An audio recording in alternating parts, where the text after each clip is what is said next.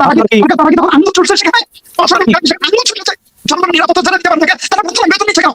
যারা জনগণের নিরাপত্তা দিতে ব্যর্থ হয়েছে তারা তাদের চাকরি থেকে ইস্তফা দিচ্ছে না কেন? অসভ্য অসভ্য অসভ্যদেরকে দিয়ে দুর্প্রশাসন চালাচ্ছে। এই সকল অসভ্য প্রশাসনের সংস্কার করার জন্য আমরা শত শতবার হাজার হাজারবার বলেছি এই সকল অসভ্যদেরকে সেখান থেকে বের করে দেওয়ার জন্য। অসংখ্য ভালো মানুষ আছে, ভালো মানুষদেরকে সেখানে বসানোর জন্য, ভালো মানুষদেরকে প্রকৃত জায়গায় বসানোর জন্য, কিন্তু এই সরকার ব্যর্থ হয়েছে। তার সব অতর্ক মানুষদেরকে দিয়ে আগামী এত বড় একটা জেনারেল ইলেকশন করতে চাচ্ছে, তাও একটা নয়, 7-8টা বিষয় হানাপুট রয়েছে, রেফারেন্ডাম করেছে। এত বড় একটা বিশাল দায়িত্ব পালন করার জন্য অসভ্য অথর্ক লোকদেরকে দিয়ে এই প্রশাসন চালাতে চাচ্ছে। আমি মনে করি আগামী 24 ঘন্টার মধ্যে অপরাধীদেরকে আইনের আওতায় আনা হোক। ওই অঞ্চলের যে বাজার নিতেছে তার কবিরা এই ঘটনা ঘটিয়েছে তাদেরকেও আইনের আওতায় আনা হোক। আসসালামু আলাইকুম দর্শক, শুভেচ্ছা নিন। শেরপুরে বিএনপির কর্মীদের দ্বারা নৃশংসভাবে শেষ হয়ে গেছেন একজন জামাত নেতা। এই বিষয়ে আলোচনা করব। আমার সঙ্গে আছেন অ্যাডভোকেট মনিরুল ইসলাম শামীম। স্থানীয় সহকর্মী সাংবাদিকের তথ্য, প্রত্যক্ষদর্শীদের বর্ণনা এবং ভিডিও অনুযায়ী শ্রীপুরের ঝিনাইগাতীতে পাল্টা হামলার মধ্যে শ্রীবর্দী উপজেলার জামাতের সেক্রেটারি রেজাউল করিমকে মাথায় এবং কানের নিচে উপর্যুপরি করে মেরে ফেলেছে বিএনপি প্রার্থীর সমর্থকরা। কি কারণে এই নৃশংস কাণ্ড জানলে অবাক হবেন। ইশতেহার প্রকাশ অনুষ্ঠানের সামনের সারিতে চেয়ারে বসার মতো তুচ্ছ কারণে এই ঘটনা সূত্রপাত। কানের নিচে, ঘাড়ে, এগুলো অনেকভাবে একদম পরিকল্পিতভাবে এইভাবে শেষ করে দেয় একটা জীবন। এবং আইন শৃঙ্খলা বাহিনীর কিন্তু চেষ্টায় অনেক ঘাটতি ছিল, মানে এই আইন শৃঙ্খলা বাহিনী কোনো চেষ্টাই করেনি, যার ফলে বিএনপির সন্ত্রাসীদের হাতে উপজেলা জামাতের সেক্রেটারি নৃশংসভাবে শেষ হয়ে গেলেন। আমি আসবো অ্যাডভোকেট মনিরুল ইসলাম শামীমের কাছে। এই প্রথম এই নির্বাচনে এই প্রথম বিএনপির হাতে জামাত শেষ হলো, মানে শুরু হয়ে গেল এই কাণ্ড। আপনি এটাকে কিভাবে দেখছেন? ধন্যবাদ প্রিয় ভাই, উপস্থাপক মিশন ভাই, আর ধন্যবাদ আজকে শ্রোতা যারা দেখছেন এবং দেখবেন, সকলের প্রতি আমার সালাম। আসসালামু আলাইকুম রহমতুল্লাহ। আমরা খুব আক্ষেপ করে বলতে হয়, গত বেশ কয়েকদিন ধরে বারবার আমরা বলছি, গত পরশু আমি এনটিভির একটা প্রোগ্রামে এই কথাটাই বারবার সরকারকে জানাতে চেয়েছিলাম যে সারা দেশব্যাপী প্রতিদিন আমাদের নেতাকর্মীরা, আমাদের নারীদেরকে হেনস্থা করা হচ্ছে, আমাদের নেতার কর্মীরা মাইর খাচ্ছে। প্রশাসন যথেষ্ট পরিমাণ দুর্বল। প্রশাসন আইন শৃঙ্খলা বাহিনীকে আরো সক্রিয় করা দরকার, আরো মজবুত করা দরকার, আরো অ্যাক্টিভ করা দরকার। সরকার চেষ্টা করছে না এমন না, বাট সরকারের যতটুকু তৎপরতা লক্ষ্য করছি তার চেয়ে বেশি দুর্বল হলো মাঠ পর্যায়ের পুলিশ প্রশাসন এবং আইন শৃঙ্খলা রক্ষাকারী বাহিনী। খুবই নাজুক অবস্থা, যার প্রেক্ষাপটে আজকে এই ঘটনাগুলো ঘটছে। সবচেয়ে কষ্টের বিষয় হলো ভাই, আরেক জায়গায় যে এক নেতা দেশে আসলেন, এসে বলে রেজাল্ট করেছে, আমরা জনগণ তো শুনে খুব উৎফুল্ল হয়ে গিয়েছি যে নাইস একটা প্ল্যান হয়তো আমাদের জন্য রাখবে, কিন্তু সেই প্ল্যান যে এইভাবে মানুষ হত্যা হবে, সেই প্ল্যান যে রাজনৈতিক প্রতিপক্ষকে এইভাবে কুপিয়ে মেরে জখম করে দুনিয়া থেকে বিদায় করে দেবে, সেই প্ল্যান যে নারীদের জামা কাপড় টেনে হিসড়ে অপদস্থ করবে, সেই প্ল্যান যে মা বোনদের ইজ্জতের উপর আঘাত করবে, সেই প্ল্যান যে প্রতিপক্ষকে এমন ভাবে ঘায়েল করার জন্য মাঠে নেমেছে যে শুধু তারা গত 17 বছর যে না খেয়ে আছে সেই খাওয়াটুকু আবার আদায় করে নিতে চাচ্ছে। তারা কেন ভাই, এমন কি প্ল্যান তাদের যে মানুষ মেরে সেই 17 বছরের ফেলছিলাম আবার তারা নতুন করে কায়েম করতে চাচ্ছে? তাদের উদ্দেশ্যটা কি? আমরা বারবার বলেছি, অনুরোধ করেছি প্রশাসনকে, প্রশাসন আপনারা এই ব্যাপারে যথেষ্ট মজবুতি অবস্থান গ্রহণ করুন, সক্রিয় অবস্থান করুন, অন্যথায় কোনোভাবে আপনি এত বড় নির্বাচন আঞ্জাম দিতে পারবেন না, কন্ট্রোল করতে পারবেন না। কেননা এখনকার যারা আমাদের প্রতিপক্ষ আমরা দেখছি, এখন ফ্যাসিজম পরবর্তী সময়ে আবার নতুন ফ্যাসিজমকে কায়েম করার জন্য যে শক্তিটা আসছে আমরা দেখছি, তাদের চরিত্র অতীত ফ্যাসিস্ট সরকারের চরিত্রের বহিঃপ্রকাশ স্পষ্ট ইতিপূর্বে ফুটে উঠেছে। কেননা তারা 15 মাসে 200-র উপর শুধু নিজ দলের নেতাকর্মীদেরকে তারা খুন করেছে। তাদের রেকর্ড রয়েছে, তারা মাথা থেতলে দিয়েছিল পাথরের উপর, পাথর দিয়ে আঘাত করে। তাদের রেকর্ড রয়েছে তারা কুপিয়ে গর্দান ফেলে দেওয়ার। এই 15 মাসে দেখার পর এরপরে যদি সরকার না বুঝে, এরপরেও যদি প্রশাসন তৎপর না হয়, এটা আমাদের জন্য খুবই দুঃখজনক, দুর্ভাগ্যজনক বিষয়। জাতি হতাশ। আগামী নির্বাচনে যে 43-44 হাজার সারা দেশব্যাপী কেন্দ্র, এই কেন্দ্র কিভাবে তারা কন্ট্রোল করবে? এটা কিভাবে সম্ভব? এত দুর্বল, এত নাজুক অবস্থা যদি আমরা এখনই দেখতে পাচ্ছি। তবে সবচেয়ে মজার ঘটনা হলো ভাই, জনগণ কিন্তু বুঝে ফেলেছে। জনগণ বুঝে ফেলেছে যে আবার নতুন ফেসিবাদ আসতে পারে, আবার নতুন নব্য ফেসিবাদ যাতে না আসতে পারে, জনগণ তাদের সিদ্ধান্ত নিয়ে ফেলেছে। এটা ওই পক্ষটা বুঝতে পারার কারণে তারা পাগলের মতো, যে গ্রামেগঞ্জে একটা কথা আছে, গ্রামেগঞ্জে ছড়িয়ে ছিটিয়ে মানুষ বলে যে ভাদ্র মাসে নাকি কুকুর পাগল হয়। তো এটা কোন ভাদ্র মাস দেখা দিল ভাই? নির্বাচন তো এখনো আরো 15 দিনের উপর বাকি আছে। আরো তো এখনো তো সুযোগ আছে তাদেরকে পাগল হওয়ার জন্য।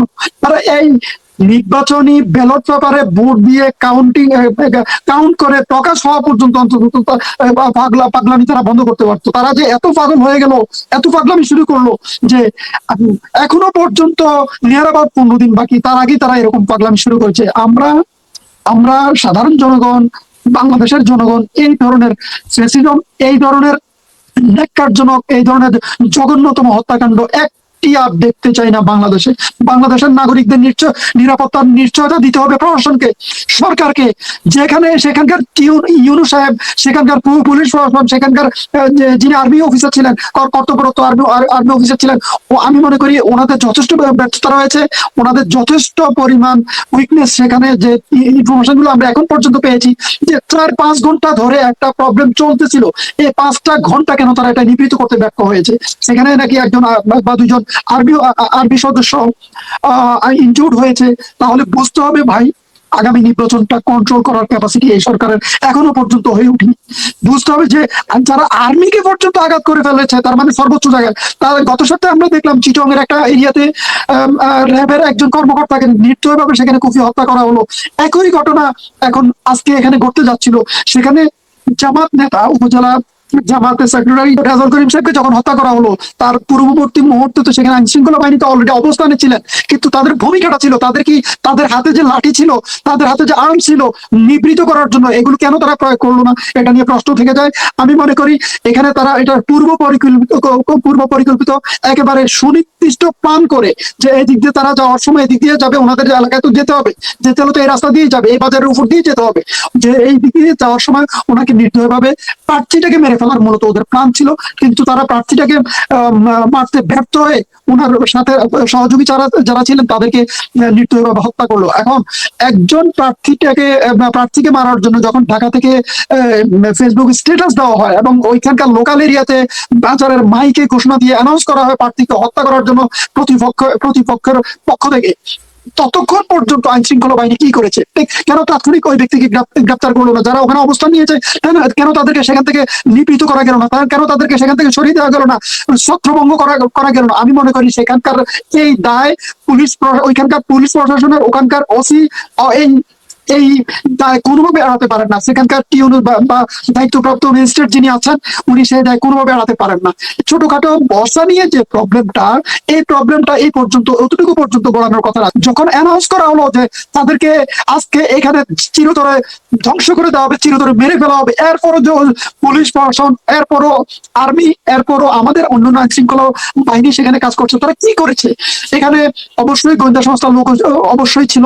এখন আপনি জানেন না, বাংলাদেশের একাধিক গোয়েন্দা সংস্থা মাঠ পর্যায়ে কাজ করে। তারা এই সকল সমস্যাগুলো যেখানে হওয়ার আশঙ্কা থাকে সেখানে রিপোর্টিং করে, পুলিশকে জানায়, অন্যান্য আইন শৃঙ্খলা বাহিনীকে জানায়, প্রশাসনকে জানায়। প্রশাসন তাৎক্ষণিক পদক্ষেপ নেয়। 5 ঘন্টা ধরে একটা প্রবলেম চলতেছে, চলার এই রানিং অবস্থায় যখন নিবৃত্ত করা গেল না, বুঝতে হবে এটার সাথে স্থানীয় ওসি এবং ইউনু অপর আইন শৃঙ্খলা রক্ষাকারী বাহিনী যারা ওখানে নিয়োজিত ছিলেন, তাদের দুর্বলতা আছে। এই দায় তারা কোনোভাবে এড়াইতে পারে না। এটা একটা এক্সাম্পল। আমি আরেকটা বিষয় হলো, সারা বাংলাদেশের এই একটা পক্ষের পরাজয় মোটামুটি নিশ্চিত। ওরা বুঝতে পেরেছে যে জনগণ তাদেরকে অনাস্থা দিচ্ছে এবং খুব শীঘ্রই সেটা প্রমাণ হবে। তখন তারা পাগল হয়ে সারা দেশব্যাপী এখন নির্বাচনটাকে বানচাল করে দেওয়ার জন্য একটা প্ল্যানে নেমেছে। আর সেই প্ল্যানটাই মনে হয় শেষ পর্যন্ত ওই এক বড় ভাইয়ের আই হ্যাভ আ প্ল্যান। আমি মনে করি নির্বাচন তারা বানচাল করার জন্য যে প্রস্তুতি নিয়ে নেমেছে, প্রশাসনকে কঠোর হস্তে এটা দমন করতে হবে, প্রশাসনকে সক্রিয় হতে হবে। প্রশাসনকে হাতে লাঠিটা হাতে রাখার জন্য দেওয়া হয় না, হাতে লাঠিটা দেওয়া হয় অপরাধীকে নিবৃত্ত করার জন্য। তাদেরকে আরো কিছু জিনিসপত্র তো সরকারের পক্ষ থেকে দেওয়া হয়েছে। তারা কি তখন আঙুল ছুটছে সেখানে? আঙুল ছুটছে জনগণের নিরাপত্তা যারা দিতে পারে না, তারা প্রথমে বেতন নিচ্ছে কেন? যারা জনগণের নিরাপত্তা দিতে ব্যর্থ হয়েছে তারা চাকরি থেকে ইস্তফা দিচ্ছে না কেন? অসভ্যদেরকে দিয়ে পুরো প্রশাসন চালাচ্ছে। এই সকল অসভ্য প্রশাসনের সংস্কার করার জন্য আমরা শতবার হাজারবার বলেছি, এই সকল অসভ্যতাকে সেখান থেকে বের করে দেওয়ার জন্য। বলছেন যে ভালো মানুষ আছে, ভালো মানুষদেরকে সেখানে বসানোর জন্য, ভালো মানুষদেরকে প্রকৃত জায়গায় বসানোর জন্য, কিন্তু এই সরকার ব্যর্থ হয়েছে। তার সব অত মালকদেরকে দিয়ে আগামী এত বড় একটা ন্যাশনাল ইলেকশন করতে চাচ্ছে, তাও একটা নয়, সাথে আরেকটা বিষয় হানা ফুটো রয়েছে, রেফারেন্ডাম রয়েছে। এত বড় একটা বিশাল দায়িত্ব পালন করার জন্য অসংখ্য অথর পালকদেরকে দিয়ে এই প্রশাসন চালাতে চাচ্ছে। আমি মনে করি আগামী 24 ঘন্টার মধ্যে অপরাধীদেরকে আইনের আওতায় আনা হোক। ওই অঞ্চলের যে বা যার নিতেছে, তার কর্মীরা এই ঘটনা ঘটিয়েছে, তাদেরকেও আইনের আওতায় আনা হোক। সেটা সেটা অলরেডি জামাতে ইসলামের আমিরও বলেছেন। কিন্তু আমার প্রশ্ন হচ্ছে যে তারেক রহমান হয়তো জানেন না, এরকম আছে না যে কন্ট্রোল থাকে, একটা ঘটনা ঘটে গিয়েছে, প্লাস তারেক রহমান কিন্তু জানার পরেই শেরপুর জেলা বিএনপি কমিটি কিন্তু স্থগিত করেছেন তিনি। হ্যাঁ, শুনেছি আমরা ভাই, আগে তো মেরে ফেলেছে, মেরে ফেলার আগে তারা কোথায় ছিল? জেলা বিএনপি নেতৃবৃন্দকে কেন তাদেরকে তো আইনের আওতায় কেন আনা হলো না? অবশ্য কারণ নির্দেশ ছিল, যে স্ট্যাটাস দিয়েছে তাকে কেন গ্রেপ্তার, এখনো পর্যন্ত গ্রেপ্তার করা হলো না? যে মাইকে অ্যানাউন্স করেছে তাকে কেন গ্রেপ্তার করা হলো না? ওই স্পটে যারা ছিল তাদেরকে এখন পর্যন্ত কেন গ্রেপ্তার করা হলো না? আপনি কি মনে করেন না এটা তারা একটা টেস্ট কেস হিসেবে আমাদের পুরো বাংলাদেশকে নৈরাজ্য করার জন্য, নৈরাজ্য সৃষ্টি করার জন্য, পুরো বাংলাদেশকে অস্থিতিশীল করার জন্য, নির্বাচনটাকে বানচাল করার জন্য এটা করে? আপনি কি মনে করেন না? আমি মনে করি, আমি একজন সাধারণ নাগরিক হিসেবে মনে করি এটা তাদের ছিল সম্পূর্ণ পরিকল্পিত, যে করে নির্বাচনকে বানচাল করতে হবে। এবং এই তৎপরতার সাথে আমি মনে করি কোনো না কোনো ফ্যাসিজমের সাথে সম্পৃক্ততা আছে। সেই ফ্যাসিস্ট গ্রুপ তাদেরকে শেল্টার দিচ্ছে পিছন থেকে। এই অস্ত্র নিয়ে যখন মরা দেয় তখন পুলিশকে আঙ্গুল চষেছিল সেখানে, আর্মির হাতে কি লাঠি ছোড়া কিছু ছিল না? তারা কেন নিবৃত্ত করতে পারেনি কেন? তারা উল্টা মার খেয়ে কিভাবে? বাংলাদেশে যারা জনগণ আজকে বসবাস করছে, যদি আপনি এই ছোটখাটো এই একটা ইউনিয়ন পর্যায়ে, একটা থানা পর্যায়ে আপনি কন্ট্রোল না করতে পারেন, তাহলে সারা বাংলাদেশকে কিভাবে আপনি কন্ট্রোল করবেন? আগামী এত বড় চ্যালেঞ্জ আপনি কি জানেন না? সরকার কি জানে না? যদি আগামী নির্বাচনকে বানচাল করার জন্য কোনো শক্তি এরকম তৎপরতা চালায়, কি সামর্থ্য রাখে সরকার? এগুলো নিবৃত্ত করার কি ক্ষমতা রাখে সরকার? এখন সুযোগ আছে। উপযুক্ত ব্যক্তিদেরকে ওসি, এসপি যেখানে যেখানে প্রয়োজন সেখানে ট্রান্সফার করি, শিফট করি। উপযুক্ত সাহসীবান ব্যক্তি অফিসারদেরকে সেখানে বসানো।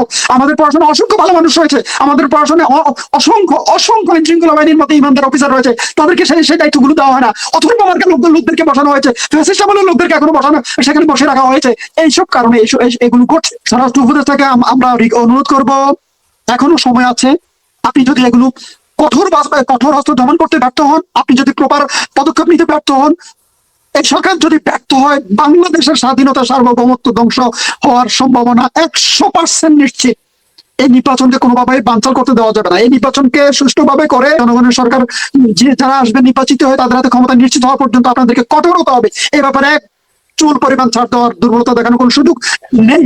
আমি আমাদের অনারেবল চিফ অ্যাডভাইজার সাহেবকে অনুরোধ করব, আজকে এই চ্যানেলের পক্ষ থেকে, এই চ্যানেলের দর্শকদের পক্ষ থেকে, আপনার যথেষ্ট পরিমাণ দক্ষতার কারণে, আপনার সাহসিকতার কারণে বাংলাদেশ এতদিন পর্যন্ত স্থিতিশীল ছিল। কিন্তু আজকে নতুন করে যে প্ল্যান, যে প্রোগ্রাম, তারা ওয়ান প্ল্যান পলিসি ইমপ্লিমেন্টেশন শুরু করেছে। এই চাঁদাবাজ গ্রুপ, সন্ত্রাসী গ্রুপ, মাদকাসক্ত group, one plan murder policy group বাংলাদেশে আর কখনোই ক্ষমতায় ইনশাল্লাহ আসতে পারবে না। জনগণ তাদেরকে অলরেডি অনাস্থা জানিয়ে দিয়েছে। এটা যখন বুঝতে পারছে, তখন তারা পাগলা কুকুরের মতো আচরণ শুরু করেছে সারা দেশব্যাপী। জি, শেষ করবো আমরা। গত 1.5 বছরে বিএনপি নিজেদের মধ্যে মারামারি করে বহু মানুষ কিন্তু নিজের দলের ভিতরে কিন্তু অন্তর্কোন্দলে খুন হয়েছে, এবং বারবারই সাবধান করেছি, কিন্তু বিএনপি কথা কানে নেয় নাই। আর যদি নিত তাহলে আজকে এই মাওলানা রেজাউল করিমকে এভাবে শেষ হতে হতো না। তারেক রহমান, আমি আপনাকে আরেকটা এক্সাম্পল দেই। জি, আমরা শেষ করবো আমরা সংক্ষেপে, খুব সংক্ষেপে। পাপিয়া নামে তাদের এক নেত্রী, একসময় সম্ভবত উনি সাংসদ ছিলেন। তো উনি গত পরশু উনি কথাটা বলেছিলেন যে জামাতে এবং ছাত্রী সংস্থার যদি কোনো মহিলারা ভোটের জন্য যায়, তাহলে 999 কল করে তাদের পুলিশের হাতে হাওলা করে দেওয়া হোক, গ্রেপ্তারের আওতায় আনা হোক, আইনের আওতায় আনা হোক। উনিও আমি যে কোর্টে প্র্যাকটিস করতাম, উনিও সেই কোর্টে একসময় প্র্যাকটিস করতেন আমি যতটুকু জানি। তো উনি এই ধরনের অকর্মণ্যা, এই ধরনের গান পাপি লোকেরা যদি একটা দলের শীর্ষ পর্যায়ে থেকে থাকে, একটা অঞ্চলের নেতৃত্ব দেয়, যে আমি জনগণের কাছে ভোট চাইবো, আপনি ভোট চাইবেন, এটা আমার নাগরিক অধিকার, এটা আমার সাংবিধানিক অধিকার, আমার সেই রাইট আমাকে রাষ্ট্র দিয়েছে, এটা হিউম্যান রাইটস এর অন্তর্ভুক্ত। এই কাজটা করতে গিয়ে পুলিশকে গ্রেপ্তারের জন্য কল করতে বলা হচ্ছে। এটার অর্থ কি? আপনি কিছু বুঝতে পারছেন? ওরা আসলে কি চায় দেশটাকে? ওরা চায় মূলত এক সময় যেরকম ফ্যাসিস্টরা রাম রাজত্ব কায়েম করেছিল, দেশটাকে ভোগের মূল্য বানিয়ে ফেলেছে রাষ্ট্রকে, এরকম আরেকটা ভোগের মূল্য তারা বানাতে চায় ওয়ান প্ল্যান পলিসি দিয়ে। আমরা ন্যায় ইনসাফের বাংলাদেশের কথা বলেছি। আমাদের নেতৃবৃন্দ ন্যায় ইনসাফের ভিত্তিতে রাষ্ট্রকে পরিচালনা করার সিদ্ধান্ত নিয়েছে।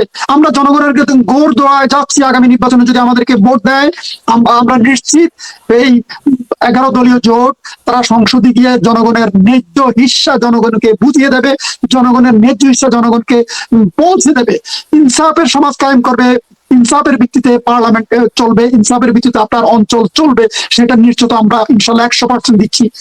ধন্যবাদ দর্শক। তারেক রহমান দেশের সব জায়গায় গিয়ে ফ্যামিলি কার্ড, কৃষক কার্ড নিয়ে কথা বলতেছেন, এটা ভালো কথা। বলতেছেন আই হ্যাভ এ প্ল্যান, এটাও ভালো। কিন্তু নিজে নেতা কর্মীদের মানুষের জীবন কেড়ে নেওয়ার থেকে দূরে রাখার জন্য তারেক রহমানের প্ল্যান কি আমরা জানি না। বিএনপির নেতা কর্মীদের হাত থেকে মানুষ যদি জানেই না বাঁচতে পারে, তাহলে সে সেই ফ্যামিলি কার্ড দিয়ে করবে কি? এই প্রশ্নই রেখে গেলাম আপনাদের কাছে। যারা তারা 99 সালে সবাইকে ধন্যবাদ এবং